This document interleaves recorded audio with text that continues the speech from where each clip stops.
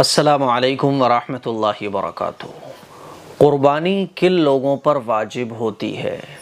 یہ ایک ایسا مسئلہ ہے جو اکثر مسلمانوں کو پتہ ہی نہیں ہوتا، اور جب مسئلہ آپ لوگوں کو پتہ نہیں ہوگا تو ظاہر ہے جب آپ کو یہی نہیں پتہ ہوگا کہ قربانی آپ پر واجب ہے یا نہیں ہے، آپ کو قربانی کرنا چاہیے کہ نہیں کرنا چاہیے، جب پتہ نہیں ہوگا تو جب من ہوگا تب آپ کر دو گے، اور جب من نہیں ہوگا تو نہیں کرو گے، تو ایک بہت بڑا گناہ آپ سے ہو جائے گا علم نہ ہونے کی وجہ سے۔ اسی لیے آج میں آپ لوگوں کو یہ سمجھانے جا رہا ہوں یہ مسئلہ، تاکہ آپ لوگوں کو پتہ چل سکے کہ آپ پر قربانی واجب ہے یا نہیں ہے۔ سب سے پہلے تو یہ سمجھیں کہ قربانی ایک عبادت ہے، بہت عظیم الشان عبادت ہے۔ رسول اللہ صلی اللہ علیہ وسلم کا ارشاد ہے کہ قربانی کے دنوں میں اللہ تعالیٰ کو قربانی سے زیادہ کوئی عمل محبوب نہیں ہے۔ قربانی کا عمل قربانی کے دنوں میں اللہ تعالیٰ کو سب سے زیادہ پسندیدہ ہے۔ حضور اکرم صلی اللہ علیہ وسلم قربانی فرماتے تھے، صحابہ اکرام قربانی فرماتے تھے۔ قربانی اللہ کو بہت پسند ہے۔ اب جانتے ہیں کہ قربانی کس پر واجب ہوتی ہے۔ تو یاد رکھیں، قربانی ہر اس مسلمان پر واجب ہوتی ہے جو صاحب نصاب ہو قربانی کے دنوں میں۔ صاحب نصاب کس کو کہا جاتا ہے؟ کئی بار میں اس چیز کو بتا چکا ہوں، پھر بتانے کی کوشش کروں گا، سمجھانے کی کوشش کروں گا۔ صاحب نصاب کہا جاتا ہے کہ جس کے پاس اتنا اماؤنٹ ہو جتنے روپے میں 52.5 تولہ چاندی آتی ہے۔ قربانی کے دنوں میں آپ کے پاس اتنا اماؤنٹ آ جائے، یا آپ کے پاس اتنا اماؤنٹ ہو جتنے روپے میں 52.5 تولہ چاندی آتی ہے۔ اب یہ اماؤنٹ چاہے سونے کی شکل میں ہو، چاندی کی شکل میں ہو، کیش یا بینک بیلنس کی شکل میں ہو، یا بزنس کا جو مٹیریل ہے اس کی شکل میں ہو، یا ضرورت سے زیادہ سامان آپ کا کوئی پڑا ہوا ہے، تو یہ ساری چیزیں کاؤنٹ کی جائیں گی۔ اب ہم میں سے ہر شخص دیکھے، آپ کے پاس سونا ہے، سونا آپ کاؤنٹ کر لو، آپ کے پاس چاندی ہے تو آپ چاندی کاؤنٹ کر لو، آپ کے پاس کیش بینک بیلنس ہے آپ اس کو کاؤنٹ کر لو، ٹھیک ہے؟ آپ کا بزنس کا جو بھی سامان ہے آپ اس کو پلس کر لو، جوڑ لو، اور جو ضرورت سے زیادہ سامان ہے، ضرورت سے زیادہ سامان کس کو کہیں گے؟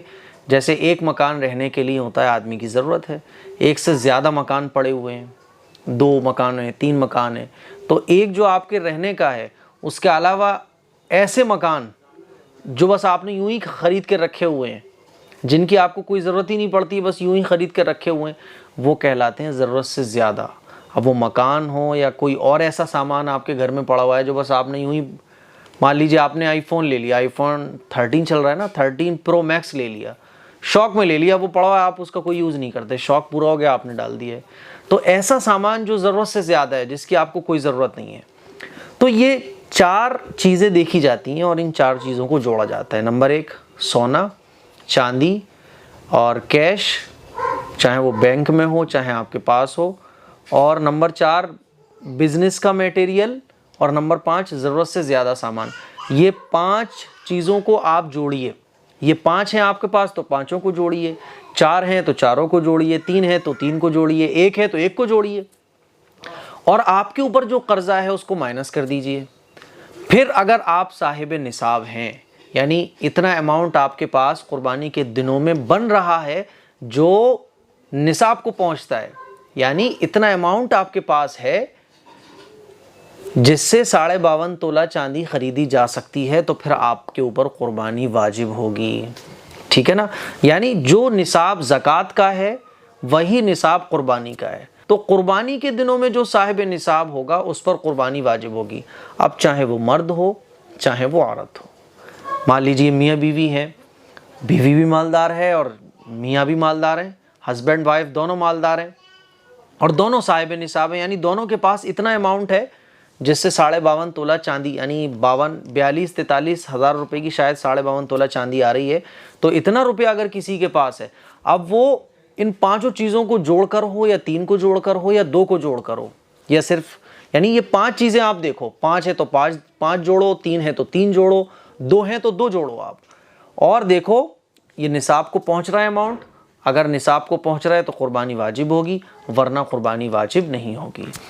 اور قربانی اگر آپ کے اوپر واجب ہے تو ہسبینڈ کو الگ کرنی ہے، وائف کو الگ کرنی ہے۔ الگ کا مطلب یہ ہے کہ ایسا نہیں ہے کہ ایک نے اگر قربانی کر دی تو دونوں کی طرف سے ادا ہو جائے، ایسا نہیں ہوتا۔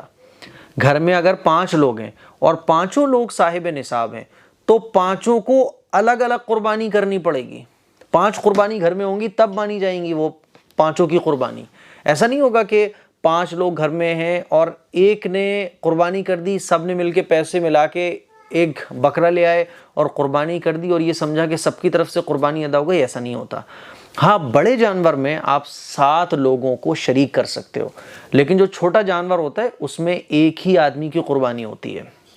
صحیح ہے نا؟ تو مجھے امید ہے آپ کو سمجھ آ گیا ہوگا کہ قربانی کن لوگوں پر واجب ہوتی ہے۔ اب ہم میں سے ہر شخص دیکھے، آپ کیش ہے آپ کے پاس تو کیش کو پلس کر لو، یہ 5 چیزیں آپ پلس کرو گے، پلس کرنے کے بعد جو آپ کے اوپر قرضہ ہے اس کو مائنس کر دو، پھر آپ دیکھو کتنا اماؤنٹ بن رہا ہے۔ اگر 50,000 روپے بن رہے ہیں تو آپ کے ایریے میں 52.5 تولہ چاندی کتنے روپے کی آتی ہے؟ اگر اتنے روپے کی آتی ہے 50,000 روپے کی تو آپ صاحب نصاب کہلائیں گے، اور قربانی کے دنوں میں اتنا اماؤنٹ اگر آپ کے پاس ہے تو آپ پر قربانی واجب ہو جائے گی۔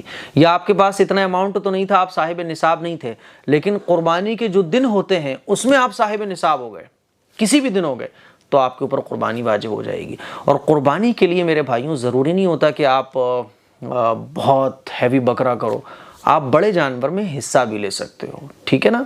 اب ہم سب لوگ دیکھیں، اگر آپ ایک خاتون ہیں تو آپ دیکھیں آپ کے پاس اتنا اماؤنٹ ہے، اگر ہے آپ صاحب نصاب ہیں تو قربانی ضرور کیجئے۔ اگر آپ مرد ہیں، 5 بھائی ہیں تو ہر بھائی اپنے پاس دیکھے کہ اس کے پاس کتنا اماؤنٹ ہے، اگر وہ صاحب نصاب ہے تو اس کے اوپر قربانی الگ واجب ہوگی۔ ہاں یہ ضروری نہیں ہے کہ ہر بھائی الگ الگ بکرا لینے جائے، آپ ایک بھائی کو بول دو کہ یار ایک بکرا میری طرف سے لے آنا، ٹھیک ہے، تو قربانی ہو جاتی ہے۔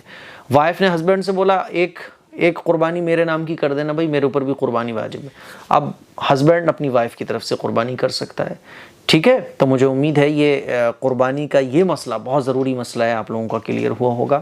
اس کلپ کو شیئر کریں، دوسروں تک پہنچائیں۔ السلام علیکم ورحمۃ اللہ وبرکاتہ۔